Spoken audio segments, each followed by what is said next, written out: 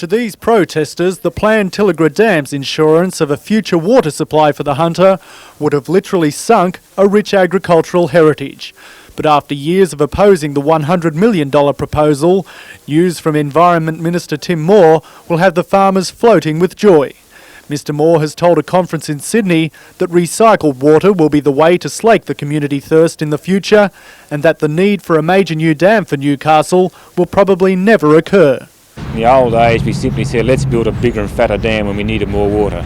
Today, we look at recycling options, we look at conservation, before we look at any notions of a dam.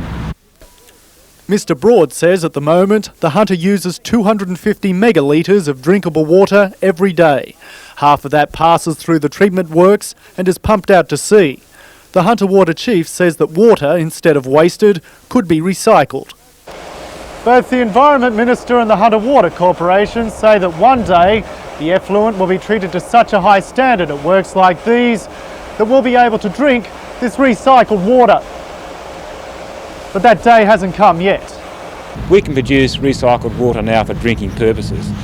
Unfortunately, the cost of doing so makes it prohibitive. We think in the near future technology is going to drive those costs down. Mr Broad says industry is slowly coming around to see wastewater not as something in the toilet, but a resource that can be used for everything from settling dust to irrigation. BHP's Steelworks uses its own recycled water, but will not be taking any from the Hunter Corporation's new Burwood Beach plant.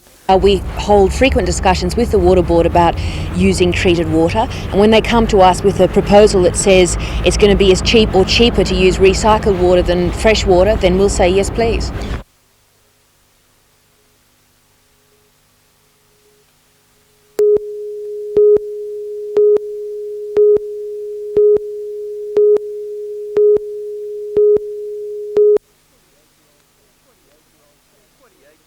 "28-year-old Sam Stewart is a knight through and through, but by 1995, he says his playing days could be numbered.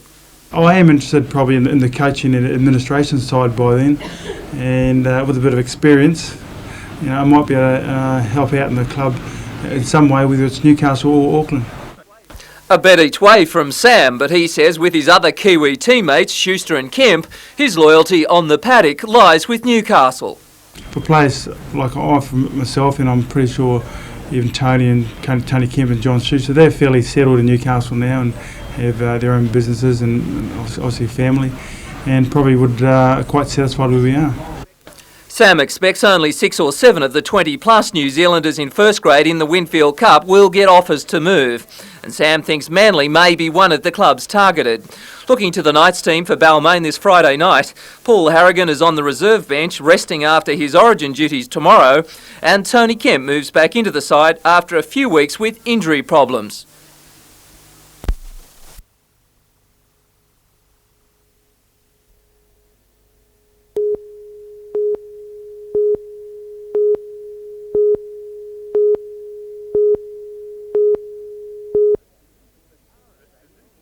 The Suzuki Vitara, valued at more than $20,000, was the first prize in a Coca-Cola Surf Classic competition and was won with just 3 drink can ring pulls.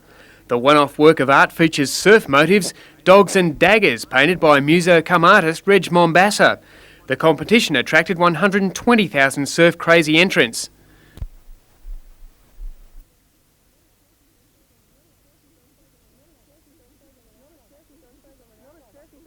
Not a surfie, so I suppose I'm an art lover. There's only one small problem for winner Annette Woodhouse of Swansea. She can't drive, but a few friends and promoters were on hand to help her claim her prize.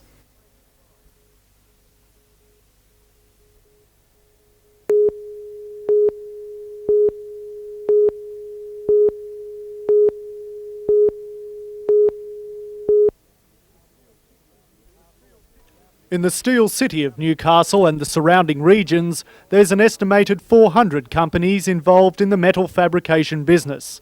But this financial year, about 10% of those businesses have felt the iron glare of the tax office to ensure records were maintained and figures stacked up. It's an area we've found in the past from previous audits that does warrant our attention because the level of compliance hasn't been all that high, and these series of audits that we have conducted has confirmed that. Just over 50% of those firms audited were found to be not complying satisfactorily with tax laws. Mr Doughty says the main problem was poor bookkeeping, and in many cases there were no records at all. As a result of their investigations, the auditors have come up with $3.8 million in income adjustments and subsequent further taxes and penalties imposed on those who didn't comply. Jeff Latham from the Chamber of Manufacturers says the law has to be obeyed, but the recession could be one reason why records are not up to scratch. What companies should be doing now is realising that our system is one of self-assessment followed by an audit from the Australian Taxation Office. And I think that it makes sense that companies should keep proper records. Mr Doughty says letting the bookkeeping slip is no answer to cutting costs. What I would say to anybody in small business is please don't adopt that attitude, because it could be more costly in the long term when our auditors might knock on the door. The Tax Office is working in with groups like the Chamber of Manufacturers to educate firms about keeping records. But in the meantime, the auditors will continue looking into the books of the metal fabrication industry. Scott Bevan, NBN News.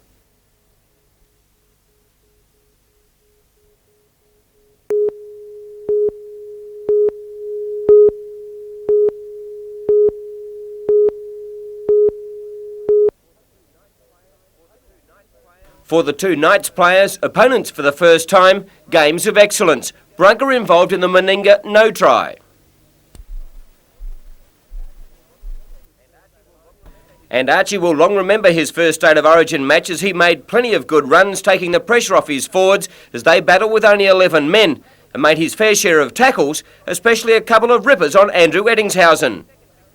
In his second big representative match, Paul Harrigan was superb, making many big hits as well as displaying his powerhouse running.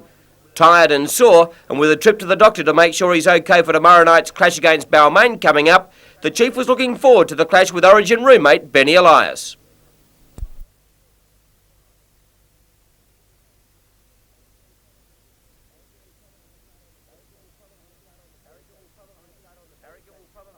Harrigan will probably start on the bench against the Tigers, and he acknowledges the fact it's a must-win for the Knights.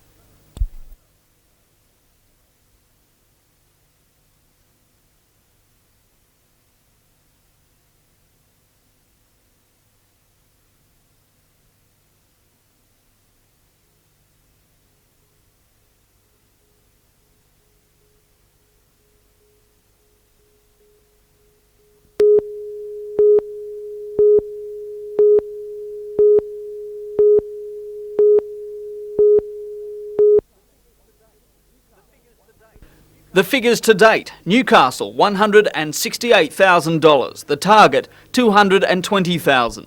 In the Hunter they set a target of $400,000, the figure stands at $254,000.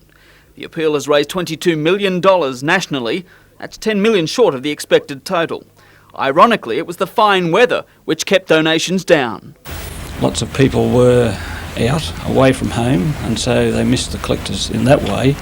And as well, there were collectors that were unable to help us yesterday. All up, 150,000 Hunter volunteers pounded the pavement. More than 200,000 had promised to. Figures are expected to climb higher as postal donations continue to flood in. Anthony Griffiths, NBN News.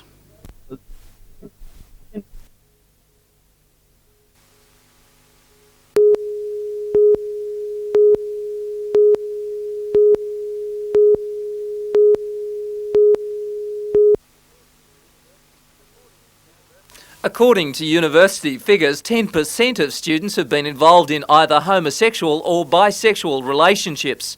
Figures the Student Association believes should give gay people a vote on the University Council, effectively a say on how the campus should be run. This is the same thing that was faced by the affirmative action movement 20 years ago. That's why we have a women's officer.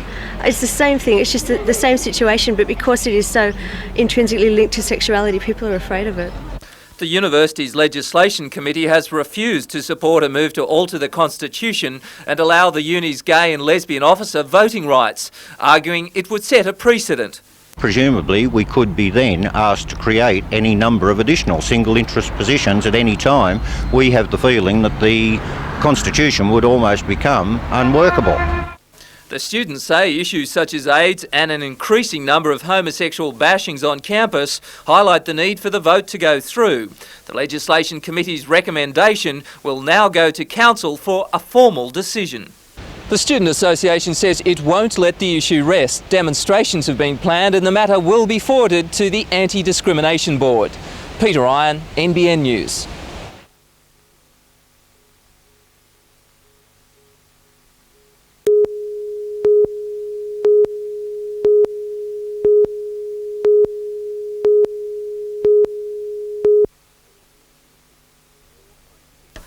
For 3 years, she's heard the talk of the town. Now she is the talk of the town. Out Beresfield Way, they're fairly proud of Justine Manson. But her newfound fame has not gone to her head. She still shares a laugh with the ladies.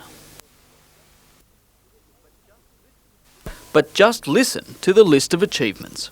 A Best Practical Student and a Special Colour Award, a highest aggregate in stages 1 and 2, and I come third in the state, and I was 0.07 off coming first. Third by that margin, it's enough to make you want to curl up and die. Justine reckons the best place to advertise your talent is on your scalp. The way you wear your hair, you're going to people sort of look and say, well, I like her hair, can I have it done like that? Her apprenticeship will end next year. What then? I've always had a thing about films, maybe sort of hairstylists and makeup artists on a film set or magazines or something like that, just a little bit of variation from the salon. And then, of course, there'll always be those difficult customers.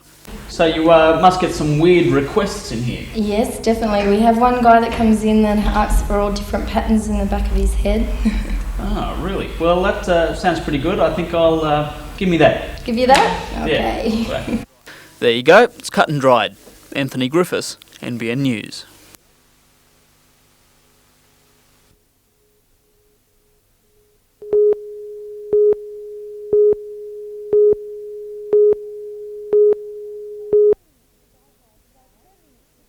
They were travelling side by side, just travelling like in a pattern, across the sky.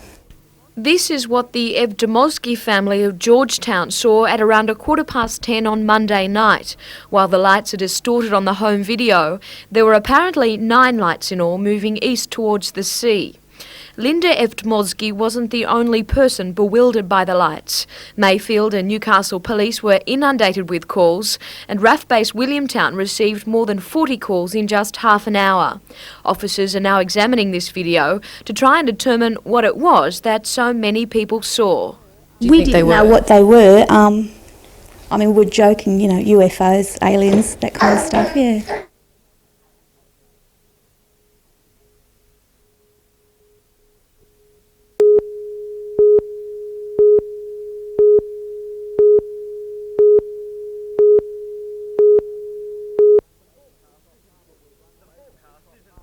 The forecast isn't good. Basically, Coffs Harbour will run out of land in less than 10 years. Coffs Council's been looking for solutions, hence the Ag Department report on North Boambi Valley. For years, prime banana land.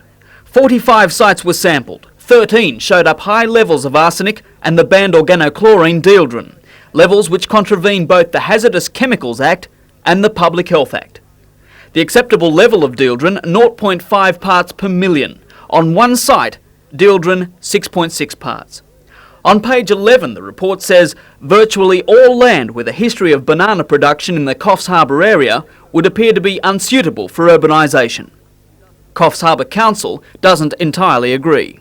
Some land probably will not be able to be used at all for building. Some land will be able to be used with certain constraints, and some land will be not a problem at all. Council's Environmental Health Manager, Jeff Green. We're seeking advice from the Environmental Protection Authority and the Department of Health on that, and whatever sort of comes out of that would have to be taken into consideration along with other factors before a decision is made by Council. What it means perhaps that we might run out a little earlier if some of it can't be developed because of chemical residues, but people are going to have to start getting used to the fact that land is a finite resource and we will have to go west eventually. Anthony Griffiths, NBN News.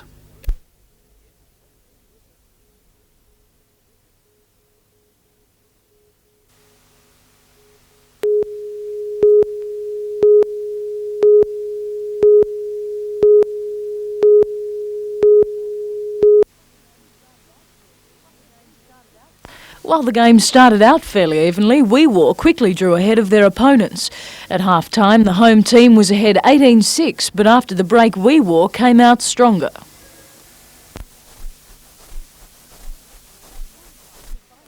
At full-time, the final score was a massive 58-16. Wee Waa ran in 9 tries to Werris Creek's 3. In other games, Narrabri defeated Tamworth and Norths had their first win of the season over Gunnedah. And in Group 19, Boomerangs are again sole competition leaders after thrashing Gyra. Armidale was too good for Inverell, Glen Innes had an easy win over Tenterfield and Uralla got up over Moree.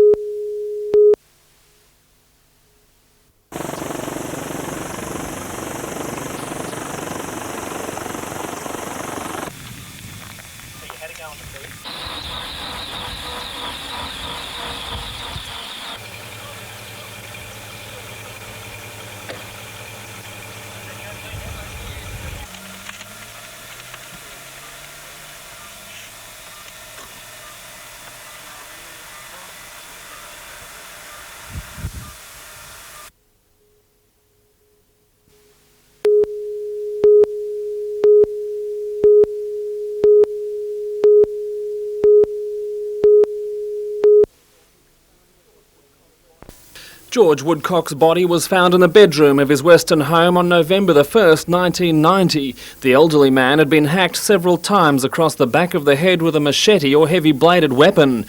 Police believe he was accompanied into his home by 2 people on the night of his murder, but appeals for witnesses have failed to turn up needed information.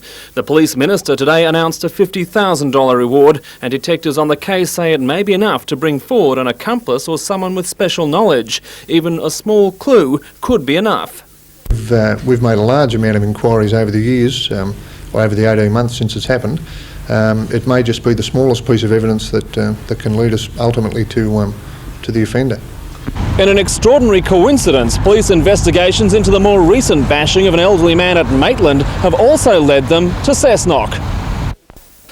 Maitland man John Moylan has just been released from hospital after being savagely bashed by 2 men outside the Maitland Council chambers on the night of Friday, May 15.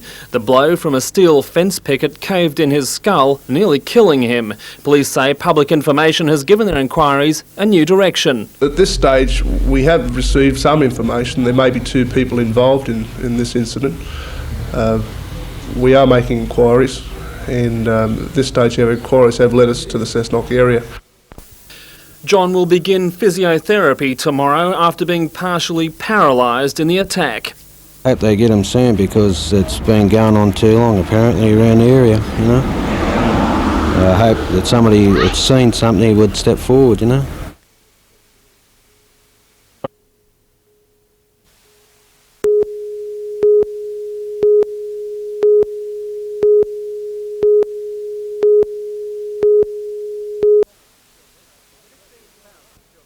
$15,000 children are at the University of Colorado in the city of Boulder for the World Finals. Among them, 2 teams of 5 from Merriweather High School and a team of 4 from Terrigal High. The competition took place over 3 days, with the essence being to come up with the wittiest solution to problems set in 4 categories. The first is theatre, where a play has to be written, produced and presented within a set time. The 5 girls from Merriweather High, Susan Finlay, Renee Boundy, Noni Jacobson, Emma Stronach and Sarah Stevenson, tackled Alice in Omerland, based obviously on the characters from Wonderland. I said no, stop, I have a better solution. One other category of problem solving was building a balsa model to withstand as much weight as possible.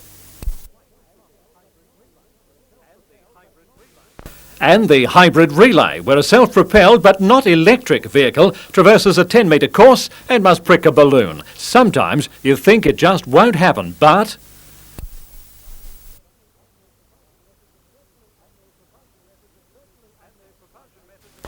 And the propulsion methods are virtually unlimited, like this pendulum from Britain. Our kids are newcomers, so no great results were expected, but it's only our first try in a competition that Japan, Europe and the United States have been at for some time.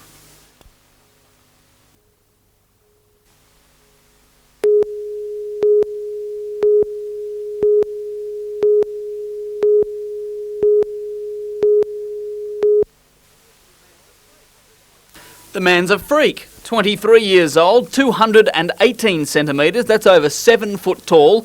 He signed up with the Minnesota Timberwolves for a cool $8 million. Now he's back home. The Boomers preparing for an attack on Barcelona. Part of that preparation, tonight's fling with the Falcons. A chance for Newcastle to watch the likes of Longley, Andrew Gaze and Australian captain Phil Smythe. The good thing for the Falcons is they really have nothing to lose. You know, I think we're the people with a lot to lose. We're supposed to be an Australian side and the team to beat in this match, I think, and they'll probably come out with a lot of enthusiasm. There's probably some players on there that would like to have been considered for Australian selection, so they've got a lot to prove. We don't really think any differently in exhibition games, and we really know that this is a team that should beat us, and we're underdogs, and so it's a real challenge for us. A few Falcons were watching from the wings this afternoon. Coach Tom Wisman reckons the Aussies are a definite medal chance at Barcelona. The breakup of the Soviet Union, with the breakup of Yugoslavia, this is a team that could finish with the silver. Who knows, maybe Australia and the US in the final. Oh, I'd love that. That'd mean we'd get a silver medal. Tonight's game starts at 8.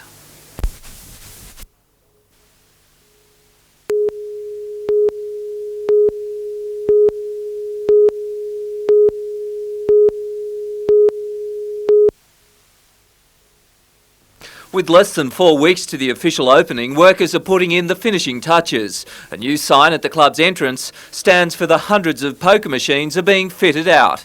I'd just say that 2.5 years it's been worth it. The club that was destroyed by the 1989 earthquake with the loss of 9 lives will be reopened by Prime Minister Keating on July 2nd. An all-Australian gala concert follows, headed by Darryl Braithwaite.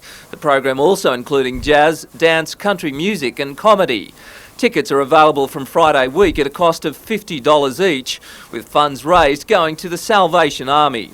The club expects its full-time staff of 65 should move in a week before the opening, sorting out any teething problems in the $27 million complex. Peter Ryan, NBN News.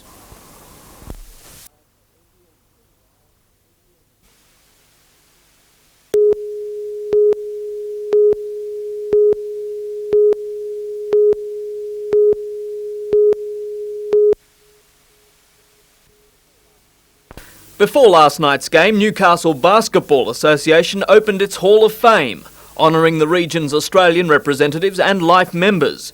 Then it was down to business, Leroy Loggins giving the Falcons curry from outside.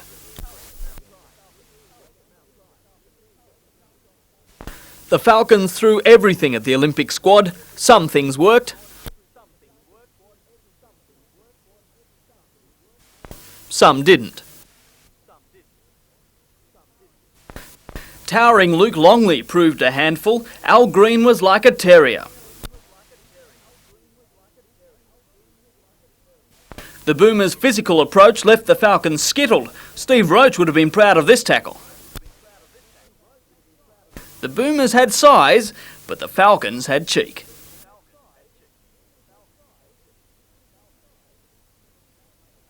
The Olympians maintained a 10-point cushion throughout most of the match. That had blown out to 18 points by the end, the final score 102-84. Andrew Vlahov bagged 21 points for the Boomers. Terry Dozier led the way for Newcastle, posting 24 before leaving the court with a cut eye. He's okay, he'll back up for the Falcons' clash with South East Melbourne this weekend.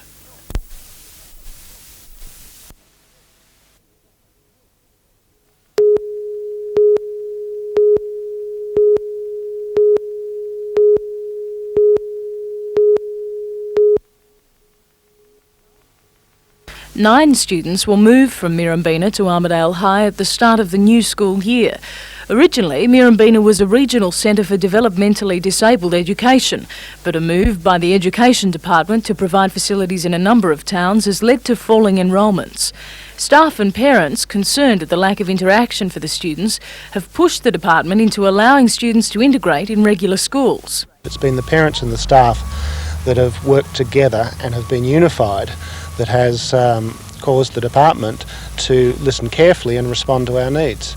And often in these situations there's a lot of emotion, a lot of doubts of people that want to go and people that don't want to go. The whole school community and staff is committed to this move because it's best for the students. The students were today introduced to their new peers at Armidale High School. While they won't be studying mainstream subjects, it's hoped the students will be accepted into the school community. These students will have the opportunity to interact with their peers in a normal school situation rather than a special school, and that will also be tremendous for our own students. Some kindergarten students will also be integrated into Newling Primary School. Mirrambina is likely to become a regular primary school with some disabled students to help cater for the growing primary school population in the city.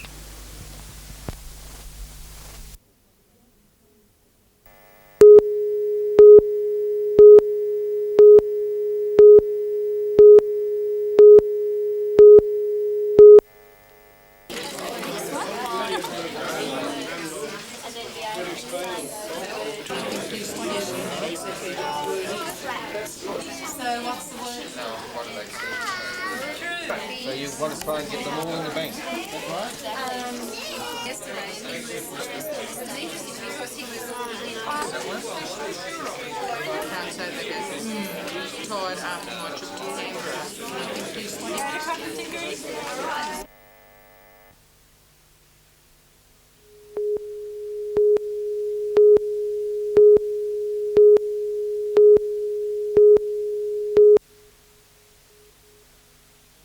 The Health Minister arrived at the special council meeting at 8 o'clock this morning to tell aldermen and a gallery of 200 citizens that the hospital joint venture would proceed, but with the recommended amendments from the Public Accounts Committee. Mr Hannaford fielded questions from the floor and listened to arguments that Port Macquarie wants a publicly funded base hospital, similar to the one proposed by the government for Albury. The Minister said if the base hospital is built in Port Macquarie under the joint venture scheme, it will mean a saving of $40 million over 20 years, and this could be ploughed back into health services in the Hastings.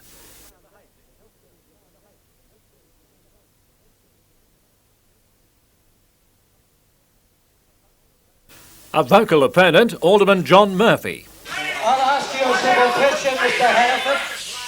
The simple question is this, that if the Albury deal, or at least if the Port Macquarie deal is so good, the privatisation is so good, I would suggest that it be taken down to Albury to one of your marginal seats and you test it out for the electorate there. The Minister appeared to be upset by Alderman Murphy's remarks and walked from the meeting. Mr Hannaford reaffirmed his government's commitment to building the base hospital in Port Macquarie. The announcement that's been made today is that all of the recommendations made by the Independent Public Accounts Committee, which have suggested changes to the contracts to provide increased accountability, have been accepted by me and will be incorporated into that contract. I have notified the independents to that effect, and the arrangement with them now is that within the next 7 days they will assess their position and notify me whether or not they intend to block this type of joint venture arrangement for New South Wales. We will in fact have in Port Macquarie the most publicly accountable health facility anywhere in the country. So accountable that the Public Accounts Committee has now recommended that that level of accountability be brought across into the total health system.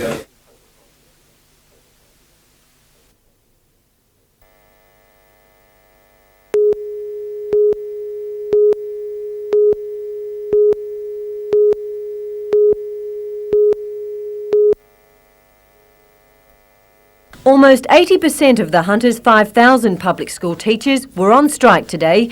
600 of them turned up to this meeting in Newcastle, a further 40 attending the same in Singleton. In their absence, the region's schools were quiet, most students opting for a midweek day off. Hunter teachers say they stand to lose the most by the department's proposed changes, especially the transfer system. The people who are going to find it hardest to transfer from one school to another, which is a normal part of teachers' work, will find it very difficult if they're at the top of the scale. Mr Kavanagh says around 80% of the region's teachers are in that top category. We believe that schools are going to be forced to trade off promotions positions and try and get senior teachers out. Teachers claim the proposal for global teaching budgets has been trialled and failed overseas. Trevor Tempest has spent the last 5 years teaching in Britain. Teachers' salaries are being cut to make up for the low budgets that the schools have to control the situation there. And as for school and community-based teacher selection panels, I think a lot of people on community panels really don't have any ideas of the sorts of skills that teachers need, their qualifications and so on. I think it's very open to nepotism. Hunter teachers also voted for a pamphlet to be sent out to parents, telling them about the shortcomings of the department's proposals. Catherine Lamond, NBN News.